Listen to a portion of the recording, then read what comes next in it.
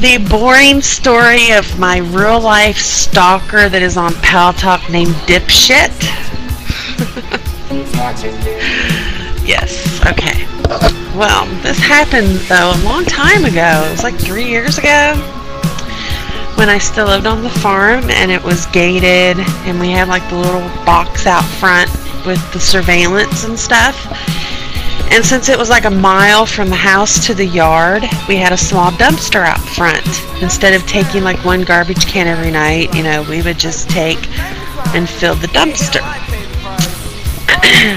Well, my son says to me, "Mom, somebody is digging in our dumpster."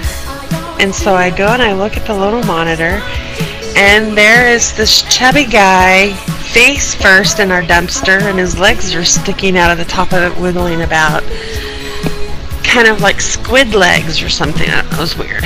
So, was she like, sorry. So, at the time, because we lived on such a large piece of land, I had 3 dogs, and they were trained to protect and guard. And we had this little button that we pushed, and it gave a certain tone, and if the dogs heard that, they would immediately start searching property, run to the gate, blah blah blah. So I pushed the little button, sent the doggies out. The gate was there. They couldn't get to this person. The person got out of the dumpster, got in their little vehicle, and they took off.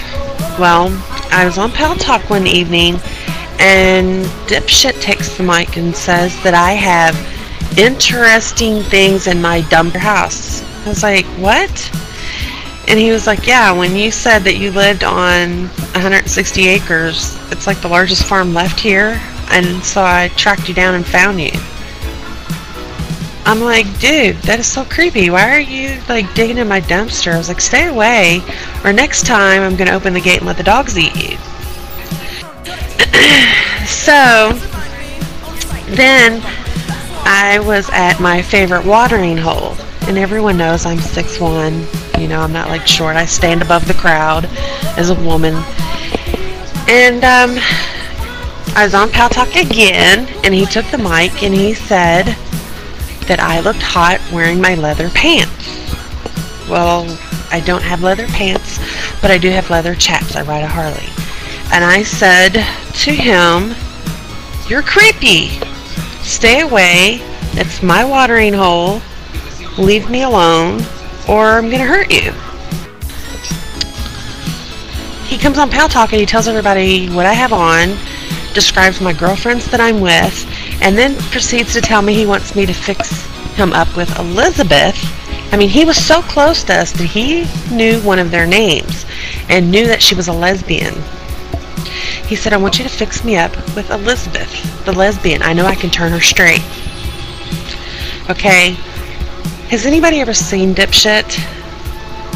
To know that there's someone out there that you have not, well, I hadn't seen him yet, Mike, so I didn't know what he looked like. But to know that somebody knew what you look like and who you hung around with and your friends, but you didn't know what they look like, okay, that's creepy. So I purchased a 357 mag because of this reason. I could go get an emergency protection order against them called an EPO. And so I went and I got said EPO. I did not have a description of what the person looked like, but they, you know, the police did, but they did not tell me.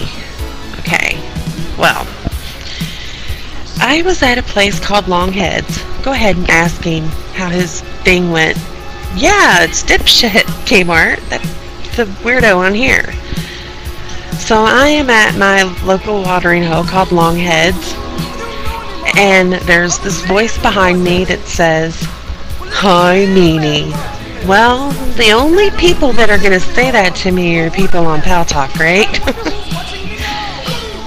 So I immediately went into defense mode, and I turned around, I doused my drink in his face, I put my forearm against his neck, rammed him back until he ran into a table, and was getting ready to punch him in his face, and then my friends, the bouncers and what, they came and they drug him out. He was wearing sweatpants with the elastic at the bottom. They were too short, socks with sandals, people. Sweatpants, socks, and with sandals, and that person was stalking me.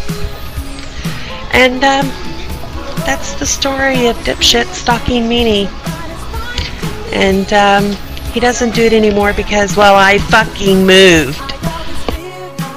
Sickest part of the whole thing was, which Dipshit actually got on the mic and admitted to a room full of people, that he stole a pair of my pantyhose out of my trash and that he sniffs them while he masturbates.